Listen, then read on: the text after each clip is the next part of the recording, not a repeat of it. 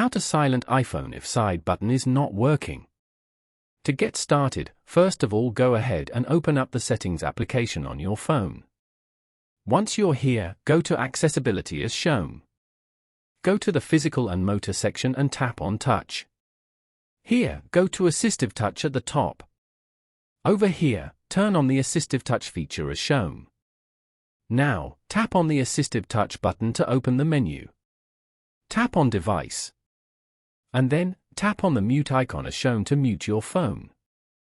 After that, go back to the Settings page and tap on Sounds and Haptics. Go to the Ringtone and Alert section and drag the volume slider to the left to decrease the volume. Following these steps, you can easily silent iPhone if side button is not working. Thank you for watching. Please leave a like if this tutorial helped you, or leave a comment below if you have any questions related to the video.